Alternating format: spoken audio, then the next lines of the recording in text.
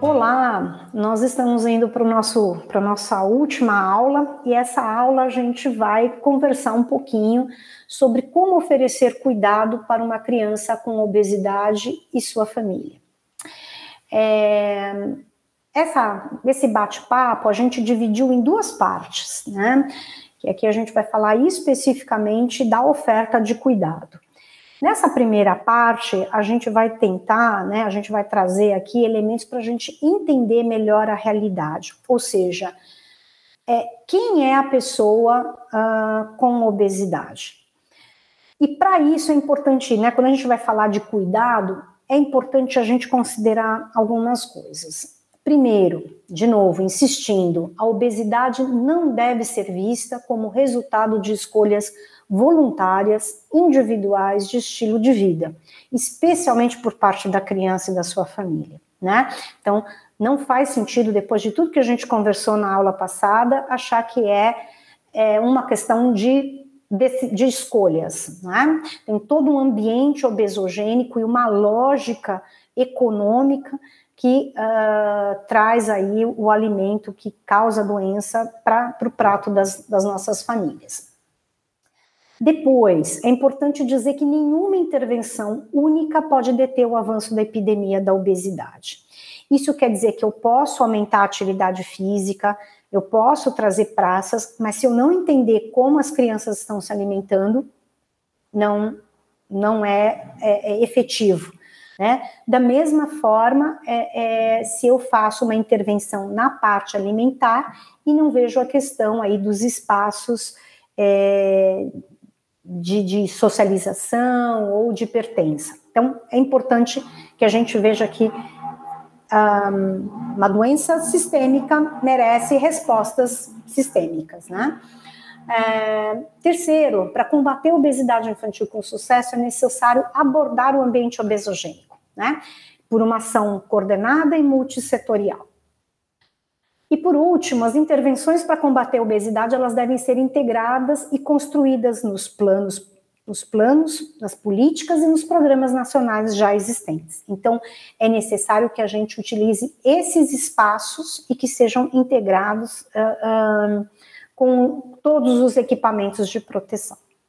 Bom, posto isso, a gente vai tentar entender, então, essa criança com excesso de peso. E aí, uma história clínica detalhada, uma história clínica que passa por vários antecedentes aí, os familiares, os gestacionais, é bastante importante.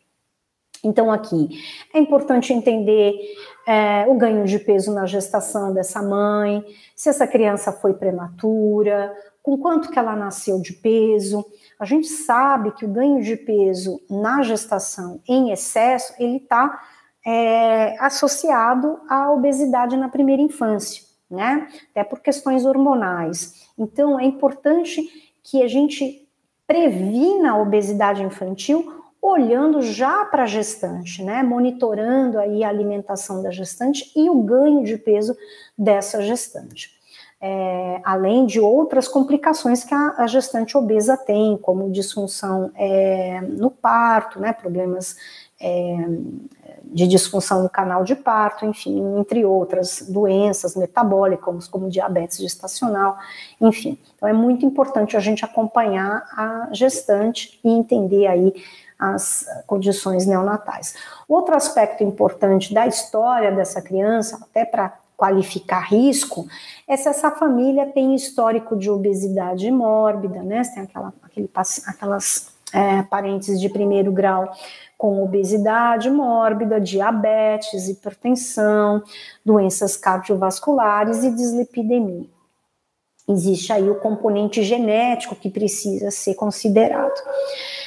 Ainda levantar a história do aleitamento materno e a introdução da alimentação complementar, entender que a ausência de aleitamento materno ou ele de forma não exclusiva até o 6º mês aumenta aí a chance dessa criança ser obesa, e a introdução da alimentação complementar também é um aspecto muito importante, como foi dito no nosso primeiro encontro, um número expressivo de crianças de 6 meses já consumindo alimentos, produtos ultraprocessados, não é? E açúcar. E aí também entender se já foram realizados outros tratamentos e intervenções com o objetivo de manejo do peso, né? Então é importante até para levantar as expectativas dessa família e dessa criança. Ainda sobre a história clínica, é importante entender como está o desenvolvimento neurológico dessa criança, se teve prejuízos em algum momento, a qualidade do sono.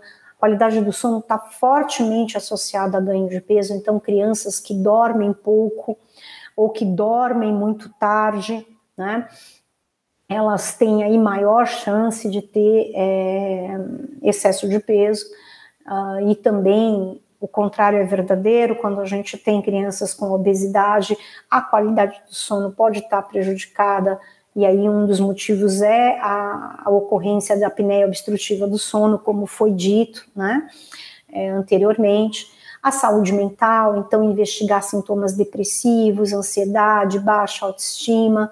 Então é importante ter esse olhar cuidadoso para a saúde mental, investigar transtornos alimentares, né? Aqui no caso a gente não está falando especificamente de bulimia e compulsão, interação social, como que essa criança se relaciona com as outras crianças, hábitos alimentares da família e uso de medicamentos que porventura poderiam estar relacionados aí com ganho de peso excessivo.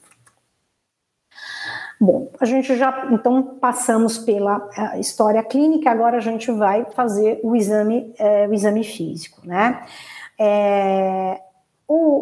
No exame físico, para além da antropometria, que a gente falou bastante no encontro 2, a gente precisa investigar, e isso em toda a consulta, a pressão arterial e a frequência cardíaca. A pressão arterial ela deve ser feita de forma adequada,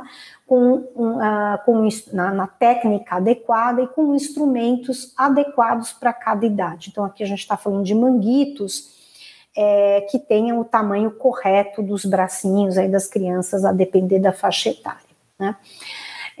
A outra coisa importante na investigação de acantose nigricans, que são aquelas marquinhas que a gente tem ali no pescoço e que elas estão diretamente, que podem ser encontradas nos dedos e nas axilas, e que elas estão diretamente ligadas à presença de hiperinsulinismo, né? Lembrando que o hiperinsulinismo é o evento inicial da resistência insulínica e do diabetes tipo 2, entre outras complicações metabólicas da criança obesa.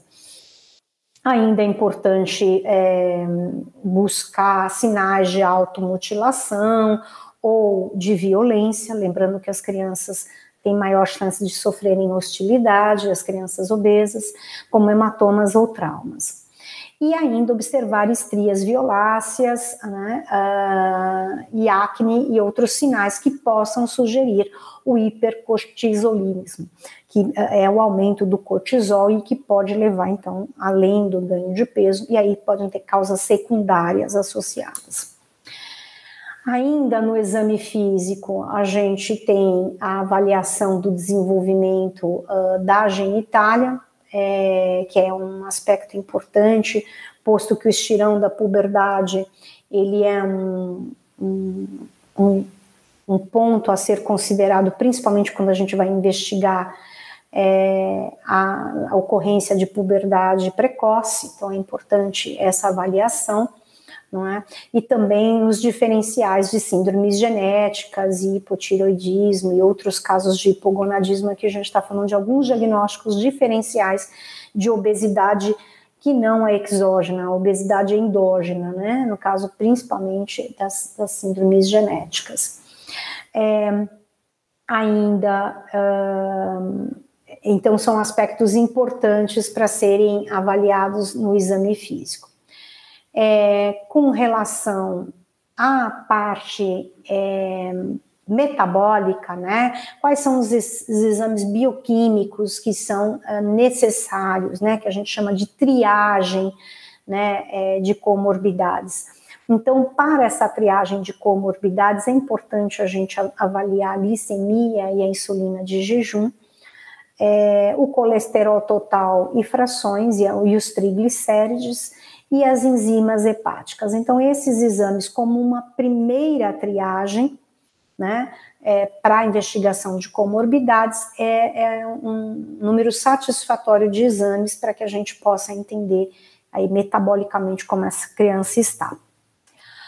Bom, então, na primeira parte, a gente viu como entender, né, como entender melhor a realidade da criança obesa,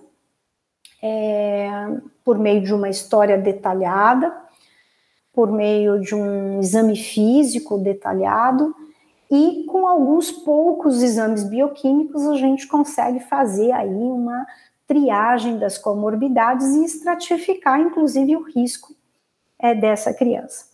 Então, agora a gente vai falar um pouco da intervenção, né? A gente viu que é muito melhor prevenir do que tratar a obesidade e que existem formas para prevenir a obesidade nas suas multidimensões, né? Seja na pessoa, na família, na sociedade, /comunidade, ou nas políticas existentes, ou a ausência de políticas existentes. Então, a gente precisa, como sociedade, pressionar para que as políticas existam. Mas, na impossibilidade da prevenção, né, a gente precisa tratar, a gente precisa ofertar cuidado e um cuidado qualificado para essa criança e a sua família. Hoje não existe nenhum tratamento que seja padrão ouro, nenhuma intervenção que seja padrão ouro e que tenha a sua eficácia indiscutível, né? Então, o que a gente vai trazer aqui é um material que foi produzido, né, são dados de um material que foi produzido recentemente, que é um instrutivo desse cuidado, e o CREM colaborou, né, com as suas práticas, né, colaborou com esse documento e com algumas práticas que a gente faz no nosso ambulatório. Então, esse é o desejo um pouco aqui desse bate-papo, desse último encontro nosso, que é trazer um pouco dessas práticas, tá? Então, vamos lá, vamos falar um pouquinho do que a gente faz, né? Primeiro, a gente trabalha com uma equipe interdisciplinar. Então, a gente não trabalha somente com o nutricionista ou com o médico, a gente entende que é necessário trabalhar com outros profissionais, como, por exemplo, o psicólogo, o profissional de educação física, né? E muitas vezes a gente tem até que acionar o assistente social, né? Em alguns casos. E aí, essa nossa abordagem, ela é muito com foco na educação alimentar e nutricional, no percurso educativo. A gente aqui não vai falar de métodos cognitivo-comportamentais, mas são métodos que podem ser utilizados por outros serviços. Nós no CREM trabalhamos com a questão da educação alimentar nutricional como uma porta de entrada de todo o processo educativo e do empoderamento da criança, do jovem e de sua família de fazer as suas escolhas e modificar o seu ambiente, né? Então, é nesse sentido de favorecer o protagonismo desse indivíduo para que ele seja um agente modificador do seu ambiente, né? Então, nesse sentido, a gente tem, com esses 4 profissionais, né, que é o nutricionista, o pediatra, o profissional de educação física e o psicólogo, a gente tem o desejo de melhorar o estado nutricional e de saúde com a redução das comorbidades, aumentar a prática de atividade física, melhorar os hábitos de vida, e aí a gente fala os hábitos alimentares, mas a gente está falando dos hábitos de sono também, e fortalecer a rede de relacionamentos, seja com os amigos, seja os grupos de pertença, mas também ampliar a rede secundária, que é aquela rede de cuidado. Então, vai falar diretamente com a evasão escolar, vai falar diretamente com a questão do monitoramento da saúde, nos espaços aí do território, né? Então, esse modelo que a gente utiliza, ele trabalha diretamente com 4 grandes macroações, né? Que é oportunizar o desenvolvimento integral da criança e do adolescente, prevenindo e abordando as comorbidades. Essa caixinha, ela conversa bastante com o pediatra do time. Realizar educação alimentar, nutricional e oficinas de vivências culinárias, que conversa muito não só com a nutricionista, mas com o profissional da psicologia, e trabalha as relações e vínculos familiares. Sensibilizar a família e o paciente para o tratamento e oportunizar e incentivar o uso de recursos existentes já na sua rede. Então, aqui a gente está falando de novo de apropriação de rede, todos os profissionais do grupo podem fazer isso, do time, e oportunizar e incentivar as práticas corporais e reduzir o tempo de tela com a melhora do sono. Então, são grandes macroações que a gente trabalha com uma prática de combinados. Então, são combinados do tratamento e a gente vai entendendo aquilo que faz mais sentido para a família e aquilo que precisa ir ser monitorado, e essas metas vão sendo postas a cada encontro com a família e com a criança, de forma que a gente vai monitorando se essas metas foram alcançadas. Se foram, a gente vai aumentando, vai passando para outra meta. Se não for, a gente volta atrás e tenta entender quais foram os fatores de barreira que não favoreceram a família e a criança a alcançar a meta que ela mesma pactuou com a equipe, né? Uma coisa importante é que as abordagens, elas devem estar de acordo, né? Elas devem ser de acordo com a gravidade da doença. Então, se eu tenho uma criança ou adolescente com sobrepeso, mas sem comorbidades, eu vou fazer todo um rastreamento e vou trazer esse paciente, essa criança, para intervenções focadas muito na mudança de comportamento. Quando eu tenho uma criança ou adolescente com sobrepeso e já com comorbidade, ou uma criança e adolescente com obesidade, mas sem comorbidade, ou seja, ele tem obesidade, mas não tem as comorbidades, né, que é hipertensão, esteatose hepática, dislipidemia, resistência insulínica, né, ou todas aquelas outras comorbidades que a gente comentou na aula passada. Eu posso organizar o cuidado dentro da unidade de saúde. Então, eu posso estar trazendo essas intervenções dentro da unidade de saúde. Já quando eu tenho uma criança com obesidade grave ou obesidade com comorbidades, é importante construir um projeto terapêutico de forma que eu considere outros centros especialistas para apoiar. Então, aqui eu estou falando de uma criança mais doente, uma criança que precisa ir, muito provavelmente, de um olhar do especialista. Então, é importante estratificar também a gravidade da doença na medida como que esse cuidado vai ser oferecido, tá? Bom, outra coisa importante é entender o tempo que a gente vai acompanhar essa criança, né?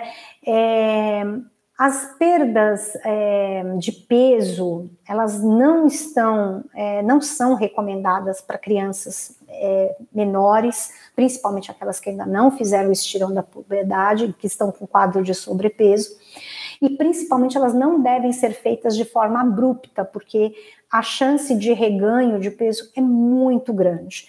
Então, o acompanhamento deve ser de longo prazo. Então, a gente aí tem experiências de protocolos de 24 meses, como é o caso do CREM. O CREM a gente acompanha por esse período. E quanto mais frequente é esse acompanhamento, melhor é a adesão e o resultado desse cuidado, tá?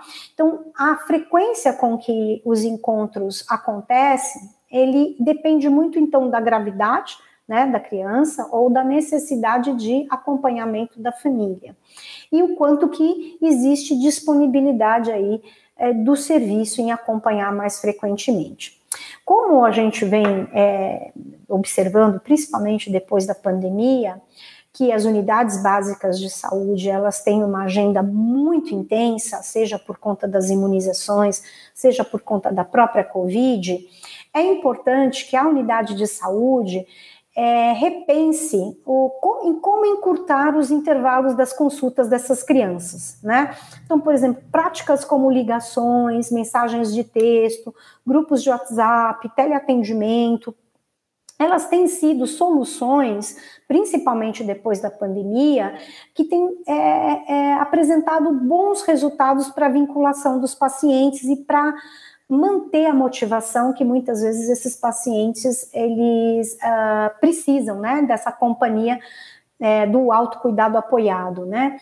Então fica aqui como essa coisa que não é um protocolar, né? Que o tempo de duração da intervenção, mas que quanto mais frequente for o acompanhamento dessas crianças, melhor vai ser o resultado.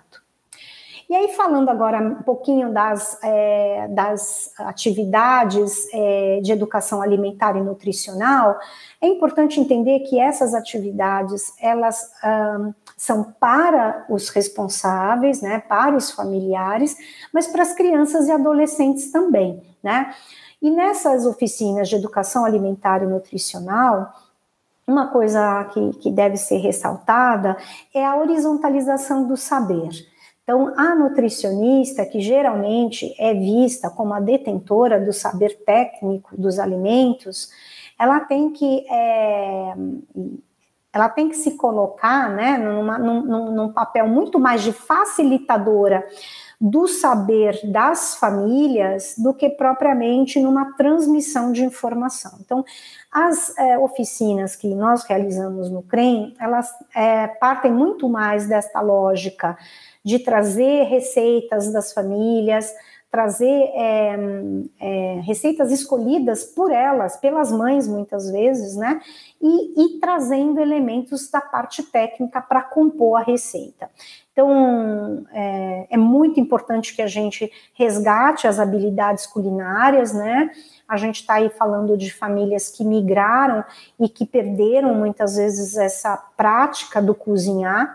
Então, e ao mesmo tempo trazer as tradições, né, e a cultura alimentar como um patrimônio dessas famílias. Outra coisa que é importante é dizer que as oficinas de educação alimentar, elas são possíveis para qualquer idade na faixa pediátrica, inclusive para bebês. Então, essa é uma oficina de educação alimentar e nutricional para lactentes. Ela acontece dentro de um centro de educação infantil que nós temos no CREM, e você pode observar, se você for observar cada criança, cada uma está explorando o alimento de algum jeito.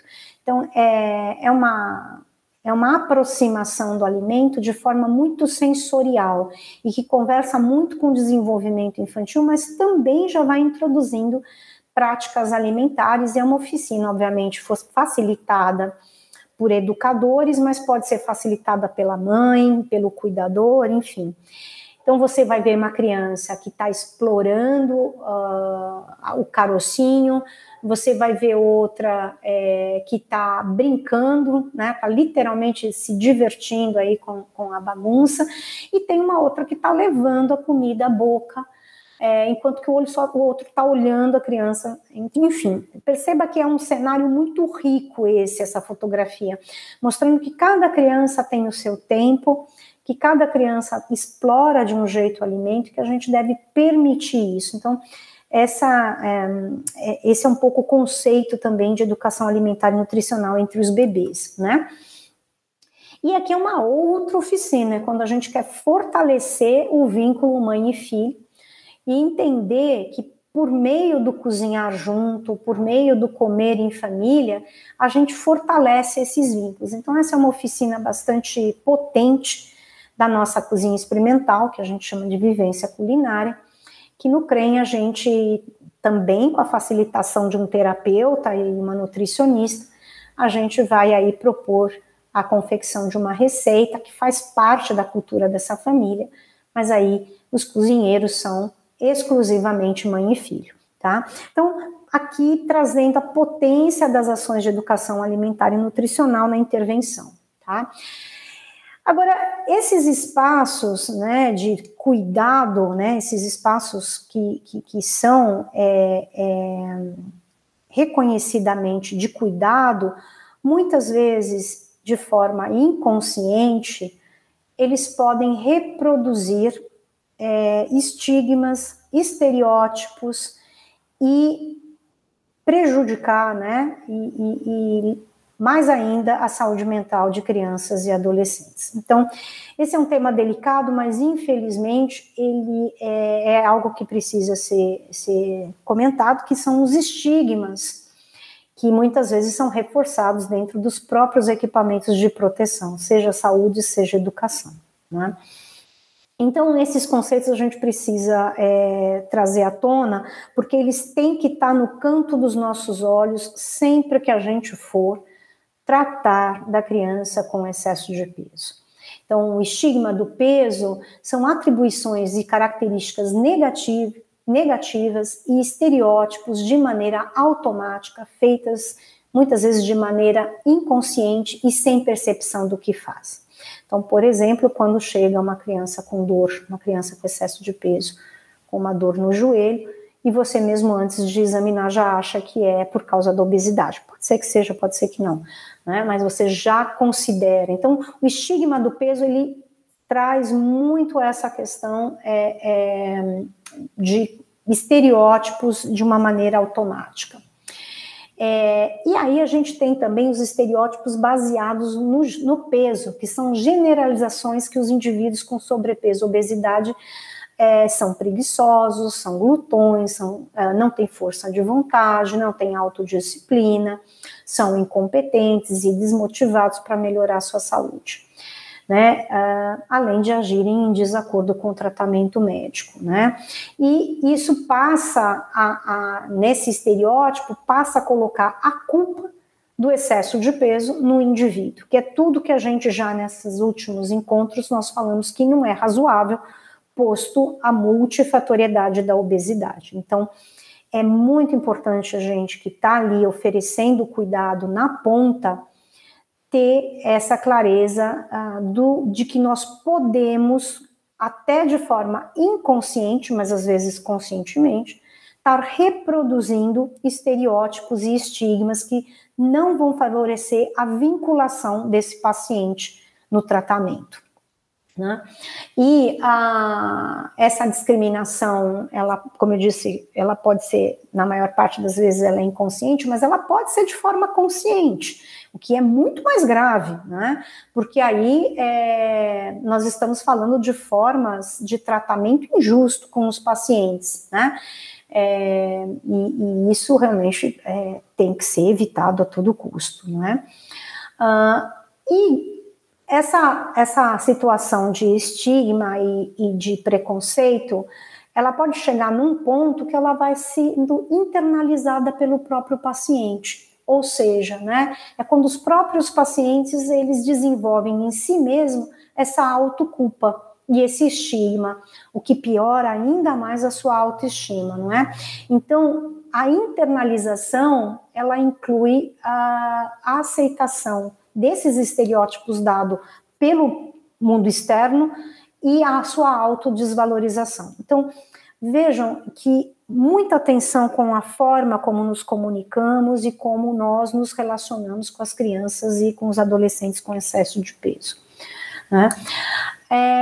E terminando, né, esse nosso bate-papo da intervenção, a gente falou, então, como intervir de forma estratificada por risco, usando a educação alimentar e nutricional como uma potente ferramenta de um novo se relacionar com a comida, com o empoderamento dos cuidadores, não é? Mas a gente tem que pensar que a rede é um espaço de cuidado. E a rede como espaço de cuidado, ela tem que estar sendo considerada na intervenção que você vai oferecer para o seu paciente e para a família do seu paciente. Então, para além do diagnóstico individual, a unidade de saúde, ela analisa o diagnóstico coletivo. Lembra, na aula 3 a gente falou sobre o SISVAN, a gente falou sobre o diagnóstico nutricional coletivo. Como estão as crianças da sua comunidade? Né? Existe um mapeamento do ambiente alimentar da comunidade? Eu tenho desertos e pântanos alimentares? Como está a oferta dos alimentos que causam doença e como estão a oferta dos alimentos que promovem saúde? Onde estão as minhas hortas, né? O diagnóstico coletivo e o mapeamento do mapeamento do ambiente alimentar, eles estão sendo discutidos com a equipe e com a comunidade. Está tendo essa conversa? Como eu potencializo a governança, né? Eu só potencializo a governança se eu, como sociedade civil, estou ali, ativa e participativa, né? Que atividades a unidade já oferece para as crianças e adolescentes e se há grupos operativos para essa faixa etária? Se sim, que temáticas esses grupos operativos estão abordando? Há no território ou na rede de atenção à saúde um serviço especializado que possa dar suporte aos casos mais graves? Lembram que a gente falou de estratificação da intervenção? Essas crianças com obesidade e com comorbidades, onde elas podem ser cuidadas, né? Pensando nos especialistas. Além da equipe de atenção primária, há suporte de equipe multiprofissional ou outros profissionais para ampliar as possibilidades de cuidado? Eu tenho na minha unidade ou na minha cidade a estratégia Amamenta e Alimenta Brasil? Lembra? Aleitamento materno promove saúde e previne obesidade infantil. Então é importante eu ter ações de prevenção. Existem ações conjuntas com as escolas, como por exemplo o programa Saúde na Escola?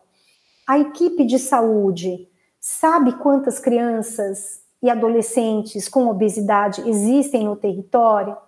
Qual microárea concentra a maior parte dessas crianças e adolescentes? Como é o ambiente alimentar no meu território, né? Que tipo de alimentação é oferecida pela escola? A equipe de saúde conta com um profissional de educação física? Que atividades são oferecidas pela equipe de saúde ou pela Secretaria de Esportes no território? Onde as atividades acontecem? Em que horários? Que opções podem ser oferecidas para as crianças e para suas famílias dentro desse contexto?